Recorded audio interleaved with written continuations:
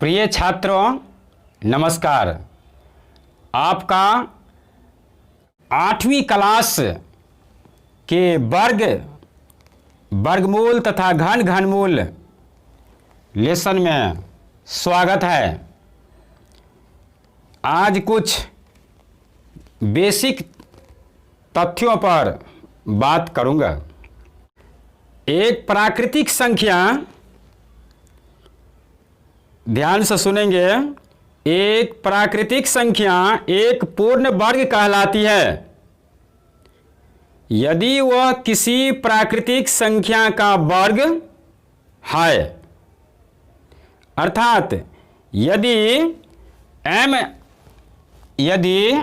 m बराबर n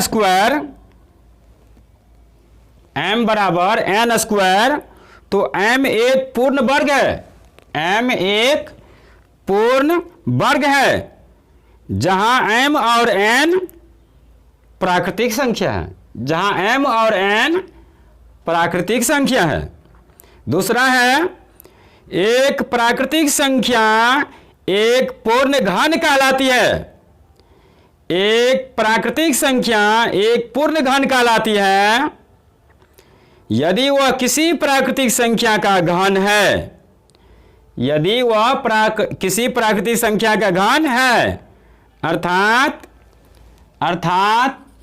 m बराबर nq, तो m एक पूर्ण घन है जहां m और n प्राकृतिक संख्या है। आगे है, जब किसी संख्या को स्वयं उसी से गुणा किया जाए, तो उससे प्राप्त संख्या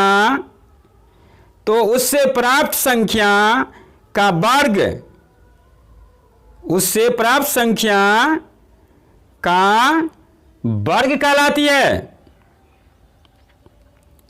आगे है, जब किसी संख्या को स्वयं उसी से 3 बार गुणा किया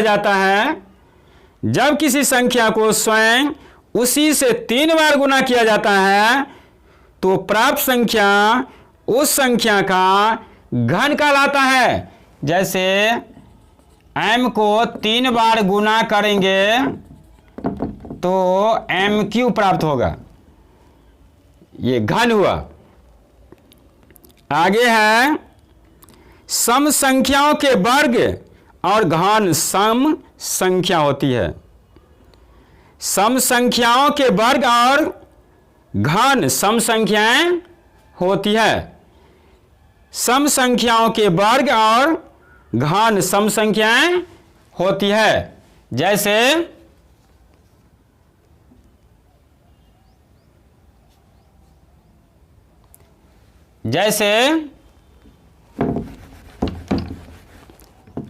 2 है सम संख्या, 2 सम संख्या का घन निकालना है।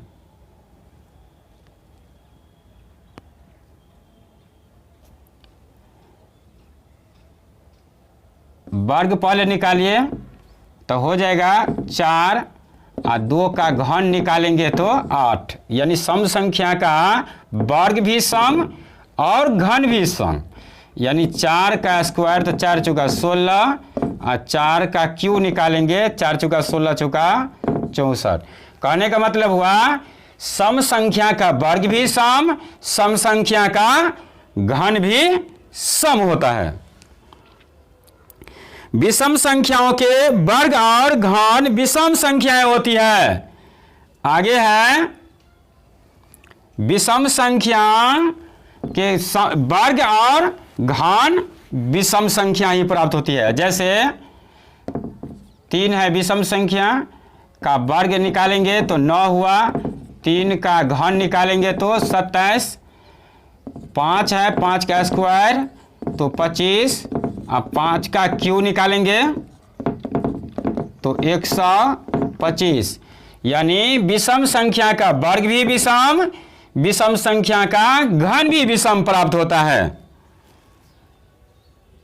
आगे है, एक पूर्ण वर्ग को सदैव समान अभाज्य गुणनखंडों के युग्मों के गुणनफल के रूप में व्यक्त किया जा सकता है। यानी कहने का मतलब है एक पूर्ण वर्ग एक के अतिरिक्त को हमेशा समान अभाज्य गुणनखंडों के युग्मों के गुणनफल के रूप में व्यक्त किया जा सकता है। आगे है एक पूर्ण घन हमेशा समान अभाज्य गुणनखंडों के त्रिकों के गुणनफल के रूप में व्यक्त किया जा सकता है।